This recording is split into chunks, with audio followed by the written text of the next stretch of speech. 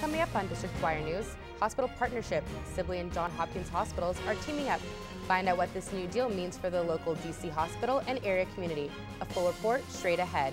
And election aftermath. President Obama's on a 10-day tour of Asia 1 week after Republicans take control of the House. What changes will he make post-election? District Wire News starts right now.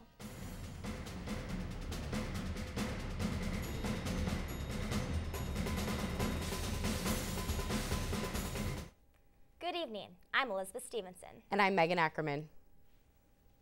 Move over WebMD. Residents in Northwest DC are getting better health care. Sibley Memorial Hospital is joining forces with Johns Hopkins Medical. Esther Song has more. Sibley Hospital is now a part of the Johns Hopkins health system as of this month. This is the first foothold that the Baltimore-based health system has in the city. I think it'll be a great idea. The new buildings and everything is because they're combining. They both, I'm not going to say financially, money-wise, but they're both good enough hospitals to open up better buildings for the patients. Hopkins says that the merge is part of a bigger trend in hospital consolidation across the country since the new healthcare bill was approved in March. Healthcare is a competitive business and the union benefits both hospitals.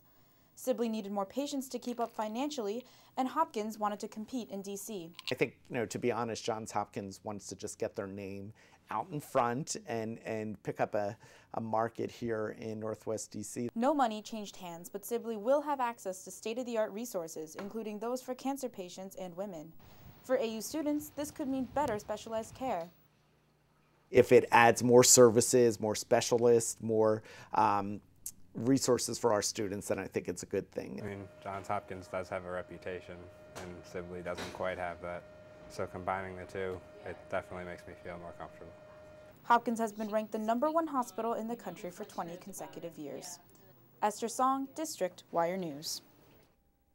AU's Kogod School of Business is hosting a memorial for Professor Sue Markham tomorrow evening. Professor Markham had a large impact on the AU community as the director of Kogod's Master in Accounting program and a faculty brother to Alpha Kappa Psi. The service will begin at 8 in Bender Arena and is open to the general public as well as AU faculty, staff, and students. This morning, President Obama made a speech to India's parliament. He supported India in their push for Permanent Security Council membership. Right now, there are 5 parliament members on the Society Council. They include China, France, the UK. India will take part in Mr. Obama's trip. Is a diplomatic gesture that shows the importance of U.S. ties with the 1.2 billion Indian people. India and the U.S. are also discussing other deals that include jobs. After the election results on Tuesday, Obama says he got the message that the country is not happy with the direction the country is going. CNN's Brian Todd has more. Steer the president from a broader perspective. The unemployment rate is still unacceptably high, and we've got a lot of work to do. But there are still questions about whether President Obama has gotten the message from voters this week about the substance of his agenda. In an interview with CBS's 60 Minutes, he was asked about the feeling, even among his supporters, that he's lost his ability to lead. We were so busy and so focused on getting a bunch of stuff done that we stopped paying attention to the fact that leadership isn't just legislation, that it's a matter of persuading people. All right. He was prompted with a question of whether he sold his successes well enough and messaging, but he does say that it's a matter of persuasion, not necessarily hinting that it's a policy that might have gotten him in trouble here. And yet, here's our poll, the exit poll that says 52% say it is his policies that are hurting the country. Is he tone deaf? I think in this instance, yeah. I mean, people aren't angry necessarily about the way that he's been selling this message. They're angry that for a year and a half he spent a lot of his political capital pursuing this health care reform instead of focusing exclusively on the economy. Glenn Thrush, White House correspondent for Politico, does say the health care overhaul is too sweeping for the president to turn around on it now. And it's not as if he can go back on the stimulus plan. But analysts say the president and his aides have to realize voters have sent a clear message about policies, not persuasion. In front of the White House, I asked a former Bush aide how tough it is to get that perspective. Is it just too easy to get insulated in that building from what people are really thinking about your policies?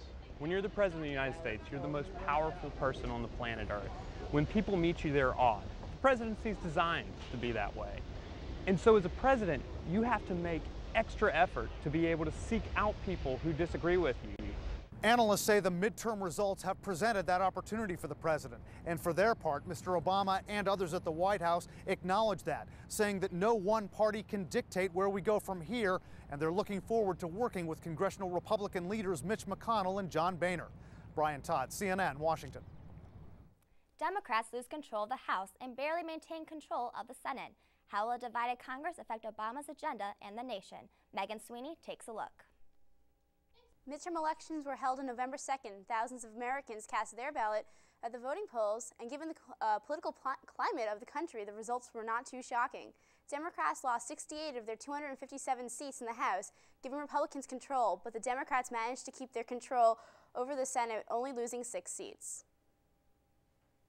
While many political scientists are not surprised Republicans took control of the House after the midterm elections, some are surprised that the Republicans did not make larger gains in the Senate.